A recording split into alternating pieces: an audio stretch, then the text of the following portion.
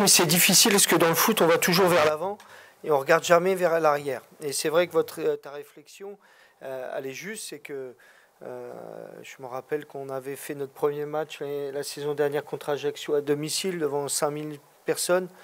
Et puis ça a été crescendo et cette saison aussi. Donc il faut aussi savourer, et c'est bien de le rappeler, le chemin parcouru. Mais on est tellement obsédé d'aller toujours plus haut et vers l'avant qu'on a du mal à se retourner, du moins moi, à me retourner en arrière et voir tout le chemin parcouru. Mais en tous les cas, c'est sûr que c'est une grosse satisfaction. Et tu réalises? Ah oui, on réalise. Et on réalise et on apprécie.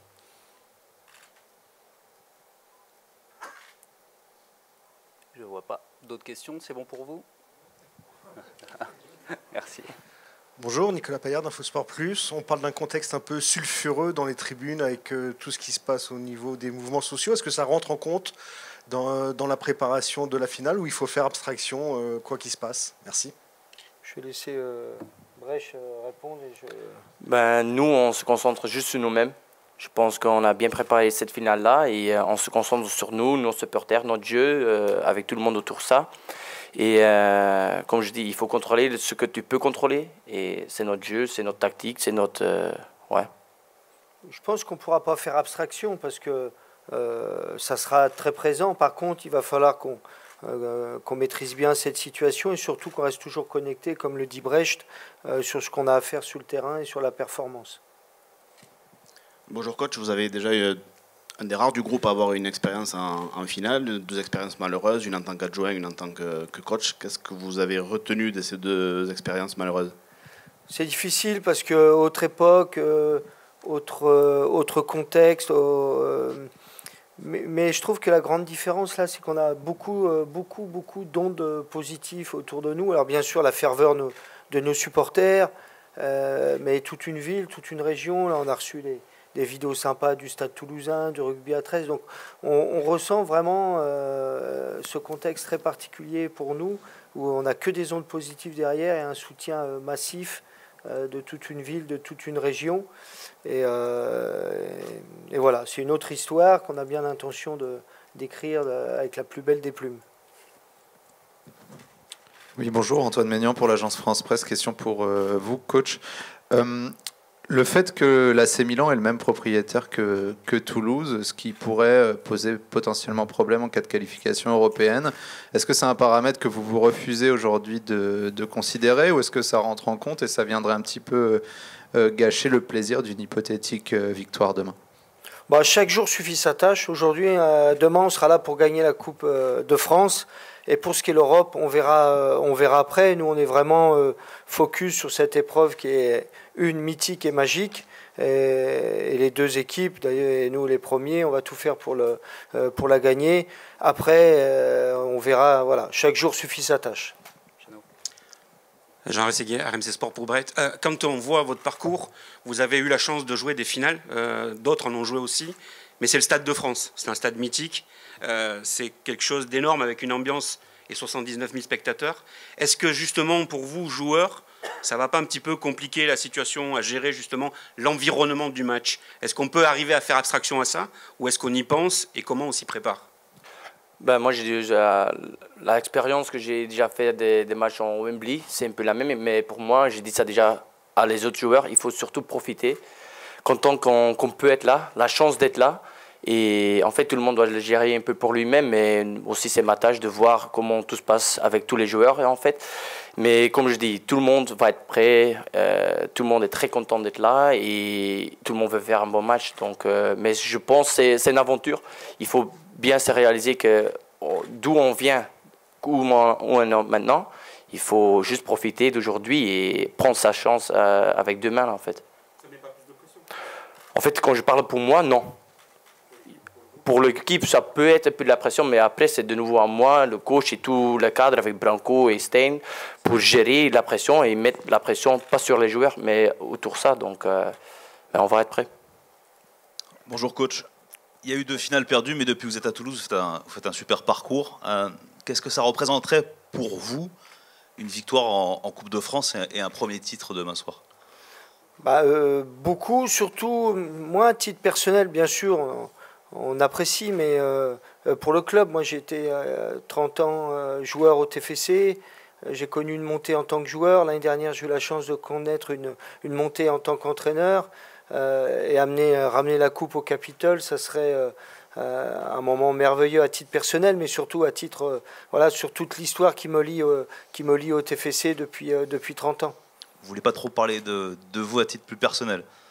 Non, parce que bien sûr, il y aura une satisfaction personnelle, mais on est quand même, on représente un club, une ville, toute une région, l'Occitanie. Là, j'ai des amis, je vais le citer, Guy Lacombe, qui est un Aveyronais, qui m'a dit toute l'Occitanie est derrière vous. Donc tout ça prend le pas sur la satisfaction personnelle qui sera là, mais avec les joueurs, il y a la possibilité, encore une fois, de marquer l'histoire du club, et ça, c'est assez rare, et on souhaite le faire. Nicolas Paillard d'Infosport Plus, est-ce qu'il y a une dynamique différente pour Nantes et pour Toulouse, où il faut faire abstraction de tout ce qui s'est passé avant dans le restant de la saison pour se disputer cette finale? Merci. Oui, je laisse Brecht parler, puis après j'irai derrière.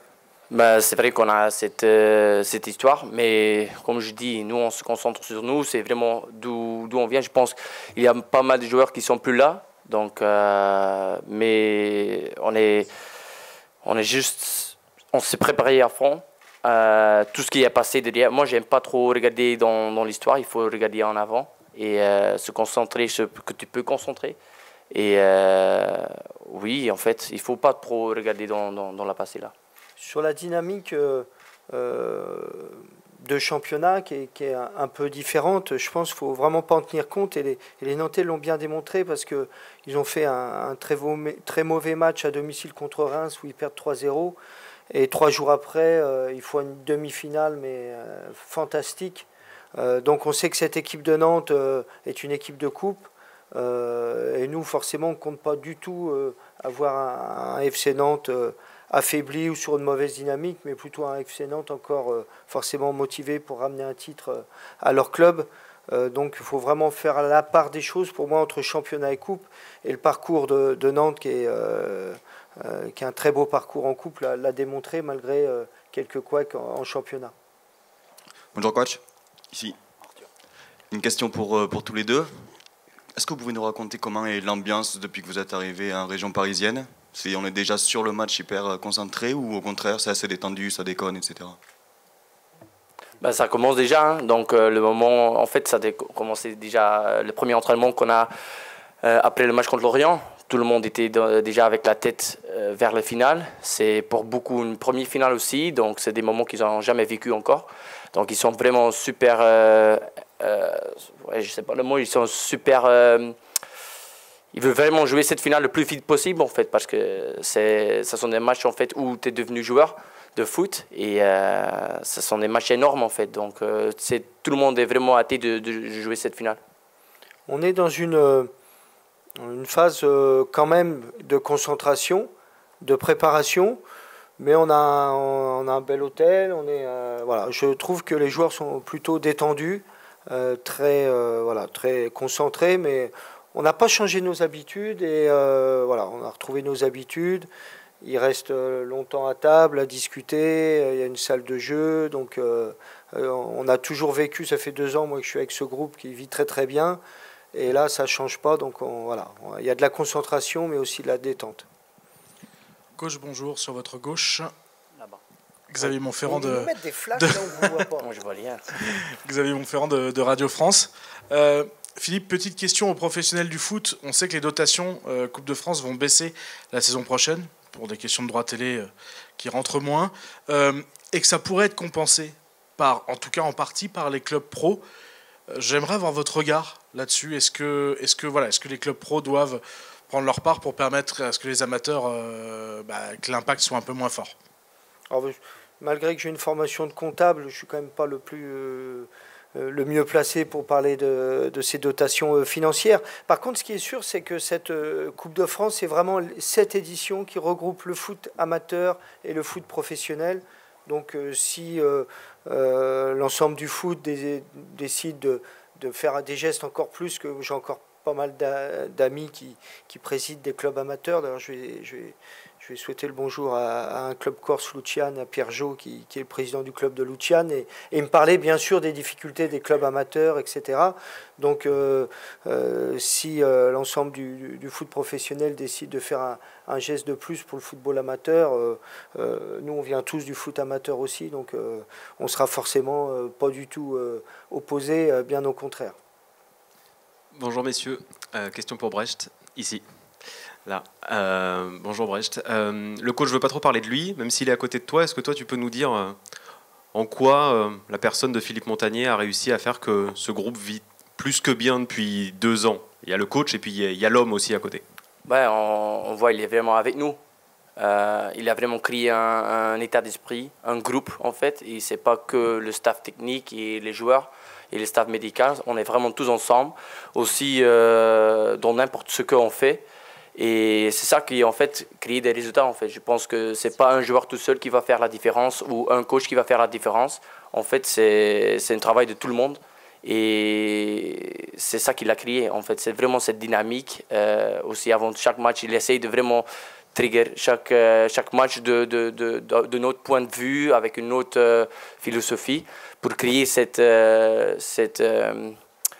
rage vainqueur en fait pour gagner tous les matchs et en fait il a créé ça avec tout le monde en fait. Il a vraiment créé ce truc aussi de gagner les matchs parce qu'à la fin de chaque truc il faut gagner, c'est ça qui compte dans le foot et c'est ça qui a créé notre force. Bonjour coach, Tiffany N via Occitanie. Petite question, on est à 24 heures du match. Jusqu'à présent, vous avez toujours fait jouer Chiétil dans les cages. Pas de petite surprise prévue comme Antoine Comboiré, par exemple, l'avait fait l'an dernier en faisant jouer tout le temps le numéro 2 et finalement, c'est Lafont qui avait joué la finale. Bon, je vais vous embêter encore un peu. Je ne vais pas vous donner l'équipe. Mais il n'y aura pas de petites surprises. Peut-être des grosses, on ne sait pas trop. Les joueurs y verront aussi. Mais ce qui est important, comme l'a dit Brecht, c'est qu'on a préparé tout un groupe. Et c'est tout le groupe. Et ceux qui vont démarrer le match vont être importants. Ceux qui vont le finir vont être peut-être déterminants. Et ceux qui ne vont pas rentrer doivent nous apporter leur énergie, leurs ondes positives. Donc malheureusement, vous n'aurez pas une réponse très concrète à votre question, habile. Mais en tous les cas, ce qui est sûr, c'est qu'on aura besoin de tout le monde. Bonjour messieurs. Mathieu Bellé, journal Nantes Sport, sur votre gauche. Ici. Ouais. Brecht, j'avais une question pour toi. On a parlé de la situation du TFC il y a 1 an, mais il y a 2 ans, vous jouiez un match de barrage contre le FC Nantes à la Beaujoire. Quel souvenir tu gardes de ce match et de la conclusion avec cette main ou non, selon les points de vue de Charles Traoré? Et peut-être ouvrir avec vous, coach, est-ce que vous allez vous servir de ce match-là pour motiver vos joueurs pour la finale? Est-ce qu'il y a un sentiment de revanche? Je vais laisser parler Brecht parce qu'il était présent, moi j'y étais pas. C'est vrai. Donc en fait, comme j'ai déjà avant, moi j'aime pas trop parler de l'histoire, mais ce qui m'a retenu après ce match, c'est surtout la déception. On était tous déçus qu'on n'a pas monté encore cette année-là, mais comme je dis, ça c'est dans le passé. De ce point-là, d'où on vient maintenant, c'est vraiment ce qu'on n'a jamais rêvé à faire. Déjà bien dans le championnat et faire un final en Coupe de France. C'est aussi les supporters, si tu l'as posé cette question-là, ils n'ont jamais pensé d'arriver ici. Donc moi, je n'aime pas trop parler de l'histoire. Moi, je concentre ce que je peux concentrer et ce que je peux gérer, et c'est le match de demain. Brecht. Alors moi, j'ai moins, forcément, je n'ai pas participé à cette déception, donc du coup, je ne suis pas du tout impacté. Et je crois, on en parlait avec Brecht, vous n'êtes que 2 joueurs à avoir connu ce match-là. Ouais. Donc ce qui fait qu'une partie du groupe n'a pas vraiment connu cette déception. Et n'a pas été très impacté. Et pour ma part aussi, je pense que chaque match a son histoire. Depuis le temps, il y a eu de l'eau coulée sous les ponts. Et on est plutôt, voilà, on a une nouvelle page à écrire avec ce match-là. Bonjour Brecht. Bonjour. Sophie Pointer, France Occitanie. Vous avez déclaré récemment que ce match, il se gagnerait aussi sur un collectif et qui pourrait se perdre sur des détails, des fautes personnelles ou individuelles. Hein. C'est quelque chose dont vous parlez justement avec les joueurs? C'est un autre championnat et surtout un final. Moi, comme j'ai déjà dit, j'ai eu déjà la chance de jouer 2 finales et parfois c'est des petites erreurs qui peuvent faire la différence. Donc il faut juste aussi, c'est pas se concentrer trop sur ça, mais il faut juste être mentalement prêt, tactiquement prêt pour faire un bon match ensemble. Et si tu fais ça, après, tu n'as pas de regrets. Donc c'est ça qui est le plus important. Donc, mais c'est vrai que ça peut jouer sur des détails demain. Philippe, oui. Vous en avez parlé des messages du Stade toulousain. Est-ce qu'on peut avoir la teneur? Et c'est un week-end particulier pour Toulouse. Cette finale de Coupe de France et la demi-finale de Coupe d'Europe pour le rugby. Ouais, ils nous ont envoyé une super vidéo avec un t-shirt à notre intention, des encouragements. Je ne sais pas si on doit tout dévoiler, mais non, on ne va pas tout dévoiler. Mais il y a une vraie fraternité. Et nous, on est aussi très fiers d'eux. Forcément, ils jouent à 16h, donc on va avoir un œil sur leur match. Et ça serait magnifique que la ville de Toulouse soit mise en valeur demain soir par le TFC et bien sûr par le Stade toulousain. Même si le Stade toulousain, ils sont toujours habitués à être tout en haut de l'affiche, au Stade de France, dans les Coupes d'Europe. On est très fiers d'eux. Bonjour à tous les deux, Hugues Sionis de l'équipe. Une question pour Brecht et aussi pour le coach. Brecht, déjà, comment tu te sens? Tu n'as pas beaucoup joué ces derniers temps avec les deux commotions. Est-ce que tu te sens à 100% aujourd'hui et prêt à jouer demain? Oui, en fait, moi, je me sentais déjà 2 semaines très bien, mais c'était le protocole et je peux comprendre. Mais comme on a aussi un très bon staff médical, ils m'ont préparé comme il fallait pour être prêt aujourd'hui et demain. Donc, oui, je me sens bien. Et pour le coach, globalement, sur l'état des troupes, l'état physique de l'équipe, est-ce qu'il y a des petits bobos à signaler, des petits pépins? Rien du tout. Justement, au retour de Lorient, on faisait un peu le point avec le staff des prépas physiques et médicales et il disait que tous les feux étaient ouverts. On récupère Brecht, qui est frustré sur les 2 dernières semaines. Même le soir, on est obligé de l'attacher au radiateur pour pas qu'il parte courir dans les bois, tellement il a de l'énergie. On récupère Branco Van Bomen. On arrive à un moment de la saison où il y a beaucoup de fatigue, beaucoup de blessés. Et nous, c'est tout le contraire. On arrive où tout l'effectif est en pleine bourre et on récupère tous nos joueurs. Donc tous les feux sont ouverts pour nous. Rebonjour. Coach et Brecht, la question est valable pour tous les deux. On parlait de petites surprises ou pas, on verra dans les buts demain, mais comment vous vous présentez? Vous vous présentez comme favori, comme petite surprise, comme club qui a fait un magnifique parcours depuis 2 ans, qui était en Ligue 2 il y a moins d'1 an. Est-ce que vous êtes outsider et est-ce que ça peut être une bonne chose, avoir peut-être un petit peu moins de pression? Comment vous le sentez? Je l'avais dit, je sais plus, à Lorient, j'avais dit que en fait, on voulait choisir. On voulait nous mettre dans les favoris, dans les outsiders. Bon, c'est assez simple. On a le FC Nantes qui est tenant du titre, qui a plus de dizaine de titres de son côté, où chaque joueur a plus de 200 matchs de moyenne en Ligue 1, mais qui est un peu classé en dessous de nous au championnat. Et puis vous avez à côté une équipe de promu en Ligue 1 qui vient de la Ligue 2, où la moyenne des matchs de Ligue 1, c'est 30 ou 40. En fait, débrouillez-vous avec ça. Et vous mettez l'étiquette que vous voulez, rien ne nous gêne. Si on est challenger, on sera un challenger ambitieux. Et si on est favori, on essaiera de tenir cette position de favori. Bon, au regard du parcours de Nantes et puis du nôtre, et puis que c'est le tenant du titre et qu'ils ont joué la Coupe d'Europe cette saison, brillamment d'ailleurs. On était derrière tous les clubs français pour la Coupe d'Europe.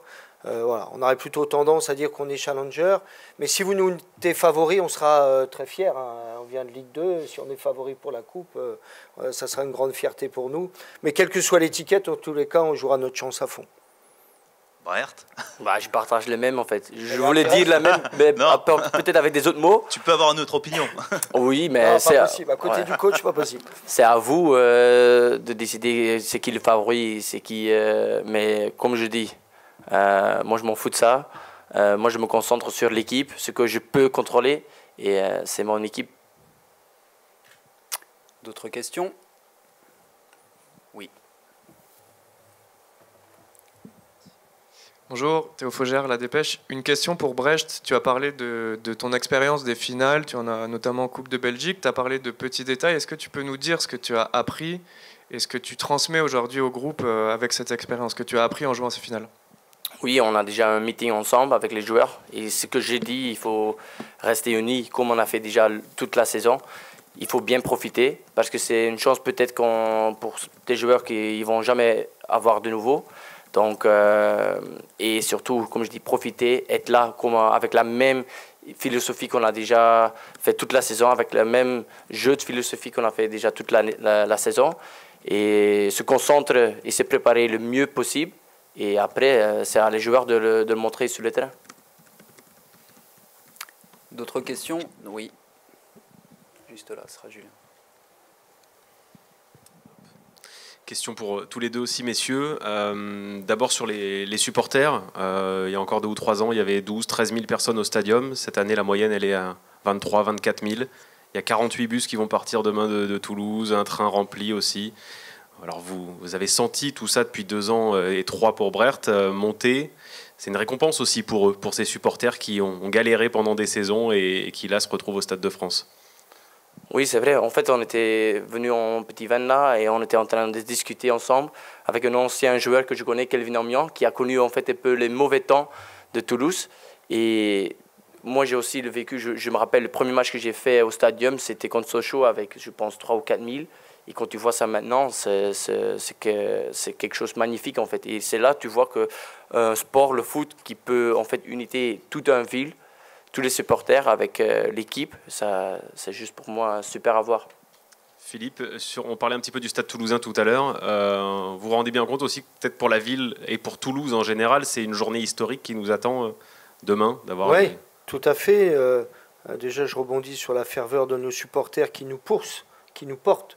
On l'a vu de match en match et ça fait à chaque fois, ça booste beaucoup les joueurs. Donc c'est aussi une récompense pour les joueurs, mais pour eux aussi de venir au Stade de France. Et c'était quoi la deuxième question? Oui, si on est conscient et forcément c'est assez unique. Il y a très peu de villes en France qui peuvent être à l'honneur comme ça et sur la scène européenne pour le Stade Toulousain et pour la Coupe de France qui est une compétition un peu mythique et magique. On a bien l'intention, les deux, et on va s'appeler avec Hugo de mettre la ville de Toulouse et toute l'Occitanie derrière en plus haut, pour eux au niveau de l'Europe et nous au niveau de la France. Mais c'est vrai que c'est un grand moment assez rare qu'une ville puisse... mais bon, on sait que Toulouse est une ville sportive. On a reçu les encouragements du Théo, du rugby à 13, de Julien, de Colomiers du rugby. Donc on voit bien aussi que toutes les forces vives sont avec nous pour demain. Coach, je tente ma chance sur un autre thème, vous allez me dire. Tentez. Et si jamais demain, on allait au bout de la soirée, si jamais on jouait les pénaltys, est-ce que c'est quelque chose qu'on travaille à Toulouse ou est-ce que vous êtes plutôt de la team c'est la loterie? Et j'aimerais bien aussi avoir le sentiment de Brecht sur ça. Je vais laisser Brecht parler. Démerde-toi. Ouais, c'est ça. Donc oui, on s'est préparé sur chaque niveau, donc on est prêt à ça.